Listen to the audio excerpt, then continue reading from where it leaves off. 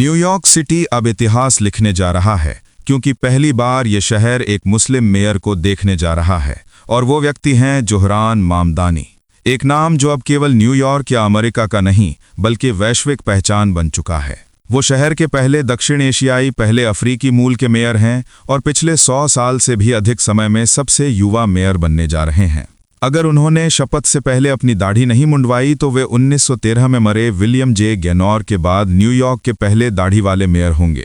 गैनोर का चेहरा शालीन, सफ़ेद दाढ़ी वाला और औपचारिक था, लेकिन जोहरान की दाढ़ी एक नई सोच, नई राजनीति और उस पुरानी सत्ता संरचना के खिलाफ एक प्रतीक बन चुकी है जो सदियों से सत्ता को एक ही रंग और एक ही रूप में देखती आई है। गैनोर जब 1909 में चुने गए थे तब वे 60 वर्ष के थे। उनका व्यक्तित्व पुराने जमाने का प्रतीक था, लेकिन जोहरान मामदानी 34 वर्ष के हैं, एक मिलेनियल जो खुद अपने विचारों, अपनी पहचान और अपने धर्म के साथ निडरता से खड़े हैं। उनकी दाढ़ी ना तो अमेरिका के उपराष्ट्रपति जेडी वैंस जैसी है, ना ही डोनाल्ड ट्रंप जूनियर जैसी। ये दाढ़ी एक आंदोलन है, ये विरोध की आवाज़ है, ये रंग और पहचान के खिलाफ गढ़े गए पूर्वाग्रहों को तोड़ने की शक्ति लगती है। क्योंकि अमेरिका में भूरे रंग की त्वचा और दाढ़ी अक्सर संदेह का प्रतीक बना दी जाती है, आतंकवाद से जोड़ा जाता है, लेकिन जोहरान ने इसी छवि को अपने गर्व का हिस्सा बना दिया। 2013 में मेन राज्य के बोवडॉइन कॉलेज में रहते हुए उन्होंने बियर्डेड इन कायरो यानी काहिरा में दाढ़ी वाला नाम से एक लेख लिखा था, जिसमें उन्होंने मिस्र में अपनी पढ़ाई के दिनों की घटनाएं साझा की थीं। उस समय अरब स्प्रिंग की लहर चल रही थी और मुस्लिम ब्रदरहुड के खिलाफ आंदोलन हो रहा था। जोहरान ने लिखा था कि उन्होंने अमेरिका में ही दाढ़ी रखनी शुरू की थी, एक तरह के विरोध के रूप में, क्योंकि वो उस चुपचाप फैले नस्ल भेद को चुनौती देना चाहते थे जो कहता है कि भूरी त्वचा और दाढ़ी मतलब आतंकवादी। मिस्र में उन्होंने महसूस किया कि लोग उन्हें कट्टरपंथी समझने लगे और तब उन्होंने नाई की दुकान जाकर दाढ़ी थोड़ी छांटी, लेकिन वो खुद को उस अमेरिकी मुसलमान के रूप में देखने लगे जिसने 11 सितंबर के बाद अपनी पहचान छिपाने के लिए दाढ़ी काट दी थी। तब से अब तक जोहरान ने लगभग हर समय अपनी दाढ़ी को बनाए रखा है, सिवाय 2022 के कुछ महीनों के जब उन्होंने सिर्फ मूंछ रखी थी। उनके विरोधियों ने चुनाव प्रचार में उनकी दाढ़ी को हथियार बनाने की कोशिश की, खासकर एंड्रयू कुओमो के समर्थकों ने। उन्होंने जोहरान की तस्वीरों को एडिट कर उनकी दाढ़ी को और काली व घनी दिखाने की कोशिश की ताकि मतदाताओं के मन में डर पैदा हो, लेकिन जोहरान ने पलटवार करते हुए कहा कि ये कृत्य नस्ल भेदी है, ये उन्हें एक खतरे के रूप में दिखाने की कोशिश है। उन्होंने कहा, मेरी दाढ़ी को और काली दिखाना इस बात का संकेत है कि आप डर गए हैं। उनके ये शब्द अमेरिका की राजनीति में गूंज उठे। ये वही अमेरिका है जहां मुस्लिम पहचान आज भी बहस का विषय है, और जब ऐसे माहौल में एक मुस्लिम, दक्षिण एशियाई, अफ्रीकी मूल का युवा मेयर बनता है तो ये केवल चुनावी जीत नहीं बल्कि एक प्रतीकात्मक विजय है, समानता, प्रतिनिधित्व और साहस की जीत। इसी बीच मध्य पूर्व में एक और बड़ी हलचल शुरू हो चुकी है। खबर है कि अमेरिका गाजा की सीमा पर एक विशाल सैन्य अड्डा बनाने की योजना बना रहा है। इजरायली खोजी मीडिया शरीम के मुताबिक इस प्रोजेक्ट पर करीब $500 मिलियन यानी 50 करोड़ डॉलर खर्च होंगे। इस ठिकाने में 1000 से ज्यादा सैनिक और भारी हथियार रखे जाएंगे। ये खबर जब सामने आई तो पूरे मध्य पूर्व में चिंता की लहर दौड़ गई। विश्लेषकों का कहना है कि गाजा में चल रहे नरसंहार जैसे युद्ध के बीच ये कदम नई अमेरिकी आक्रामकता का संकेत देता है। रिपोर्ट के अनुसार ये बेस अमेरिका को इजराइल से अलग होकर स्वतंत्र रूप से ऑपरेशन चलाने की ताकत देगा, जिससे वॉशिंगटन को क्षेत्र में सीधे नियंत्रण का मौका मिलेगा। पिछले हफ्ते अमेरिकी और इजरायली अधिकारियों की एक बैठक में इस बेस के संभावित स्थान पर चर्चा भी हुई। राजनैतिक विश्लेषकों का कहना है कि ये कदम ऐसे समय आया है जब इजराइल को गाजा में अपने युद्ध के लिए वैश्विक आलोचना का सामना करना पड़ रहा है, इसलिए अब वो अपने लक्ष्यों को अपने सहयोगियों के जरिए पूरा करना चाहता है। फिलिस्तीनी नेताओं ने चेतावनी दी है कि इस तरह का कोई भी कदम एक कब्जे को दूसरे कब्जे से बदलने जैसा होगा, मतलब इस्राएली सैनिकों की जगह अब विदेशी सैनिक तैनात होंगे। गाजा के हमास नेता मूसा अबू मरजूक ने कहा है कि हम किसी विदेशी सैन्य बल को गाजा में स्वीकार नहीं करेंगे, चाहे उसे स्थिरता के नाम पर लाया जाए या सुरक्षा के नाम पर। अमेरिका ने हाल ही में संयुक्त राष्ट्र सुरक्षा परिषद में एक प्रस्ताव भी रखा था जिसमें अंतर्राष्ट्रीय स्थिरीकरण बल बनाने की बात कही गई थी, जिसका नेतृत्व अमेरिका, तुर्की, कतर और मिस्र करेंगे। ये बल गाजा में 2 साल तक रहेगा, लेकिन असल मकसद गाजा को निरस्त्र करना और प्रतिरोध आंदोलन की संरचना को तोड़ना है।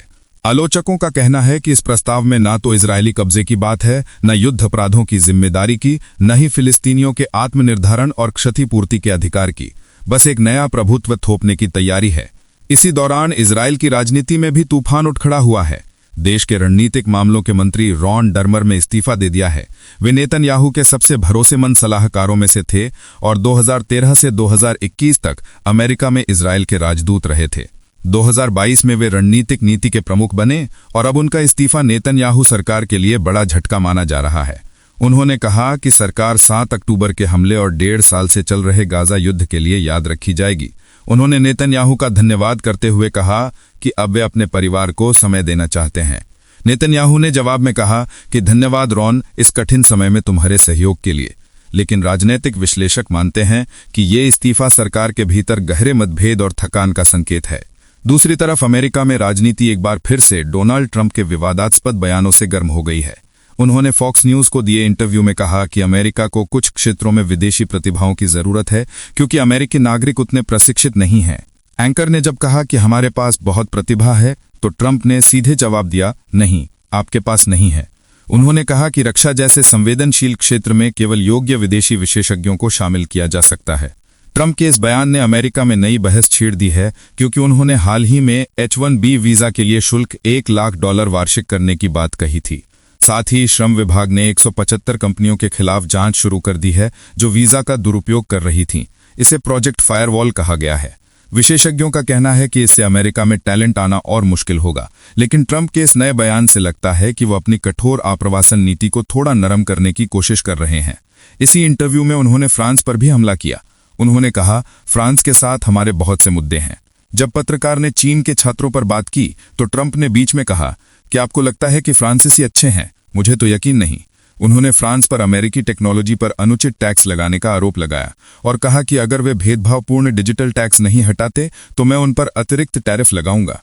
उनके फ्रांस के राष्ट्रपति इमानुएल मैक्रोन के साथ पहले भी कई बार टकराव हो चुका है, फिलिस्तीन मुद्दे पर, जलवायु नीति पर और वैश्विक व्यापार पर। अंतर्राष्ट्रीय मंच पर एक और विवाद सामने आया। अंतर्राष्ट्रीय श्रम संगठन ILO ने अमेरिका के एक उम्मीदवार की नियुक्ति रोक दी है जिसे ट्रंप प्रशासन का समर्थन प्राप्त था। अमेरिका ILO का सबसे बड़ा वित्तदाता है, लेकिन उसने अभी तक 173 मिलियन स्विस फ्रैंक की बकाया राशि नहीं चुकाई है। इस बकाया की वजह से संगठन में लगभग 300 नौकरियां खतरे में हैं। ऐसे में अमेरिका अगर संगठन में और ताकत चाहता है तो यह विरोधाभासी है। कई सदस्य देशों ने कहा है कि जब तक अमेरिका अपना बकाया नहीं चुकाता तब तक इस नियुक्ति पर रोक लगाई जानी चाहिए। उधर अफ्रीकी देश माली से आई एक भयावह खबर ने दुनिया को झकझोर दिया। टिम्बकटू की प्रसिद्ध टिकटॉक इन्फ्लुएंसर मरियम सीसे को सार्वजनिक रूप से गोली मार दी गई। रिपोर्टों के अनुसार उन्हें स्थानीय बाजार से अगवा कर चरमपंथियों ने टोंका नामक कस्बे के स्वतंत्रता मैदान पर लाकर सबके सामने हत्या कर दी। कहा जा रहा है कि वो सोशल मीडिया पर सेना के समर्थन में वीडियो पोस्ट करती थीं और कभी-कभी वर्दी पहनकर बोलती थीं, जिससे जिहादी ग्रुपों की नाराजगी बढ़ी। कुछ दिन पहले उन्हें मौत की धमकी भी मिली थी। ये हत्या माली में बढ़ती अस्थिरता का प्रतीक है, जहां 2012 से सशस्त्र संघर्ष जारी है और 2020 के बाद सेना के सत्ता में आने से हालात और बिगड़ गए हैं। जेनिम नामक अलकायदा से जुड़ा संगठन ग्रामीण इलाकों में सक्रिय है और अब इंटरनेट पर भी आतंक फैलाने लगा है। दुनिया भर में हाल के महीनों में सोशल मीडिया इन्फ्लुएंसरों की हत्याएं बढ़ी हैं। अगस्त में अमेरिका में टिकटॉक स्टार एरिएला मेहिया पोलांको की गोली मारकर हत्या की गई। जून में वेनेजुएला में जेसस हार्मेंटो लाइव प्रसारण के दौरान मारे गए। पाकिस्तान में 17 वर्षीय सना यूसुफ की हत्या हुई और मेक्सिको में वलेरिया मार्केस को लाइव के दौरान ही गोली मार दी गई। ये सब बताता है कि डिजिटल युग में भी अभिव्यक्ति की स्वतंत्रता सुरक्षित नहीं है। जोहरान मामदानी का उदय ऐसे समय हुआ है जब वैश्विक स्तर पर असमानता, भेदभाव और नफरत का माहौल बढ़ रहा है। न्यूयॉर्क जैसे शहर में उनका मेयर बनना केवल राजनीतिक बदलाव नहीं बल्कि सामाजिक रूपांतरण का संकेत है। वो उस पीढ़ी का चेहरा है जो कहती है, तुम्हारा रंग, तुम्हारी दाढ़ी, तुम्हारा धर्म, तुम्हारी पहचान अब तुम्हारी कमजोरी नहीं, तुम्हारी ताकत है। ये संदेश न्यूयॉर्क से गाजा तक, वॉशिंगटन से टिम्बकटू तक गूंजता है कि अब नई सदी की राजनीति नई सोच से चलेगी, जहां डर नहीं संवाद होगा, भेदभाव नहीं बराबरी होगी। और इस सब के बीच दुनिया के हर प्रगतिशील नागरिक के लिए जोहरान मामदानी सिर्फ एक मेयर नहीं बल्कि उम्मीद का प्रतीक बन गए हैं।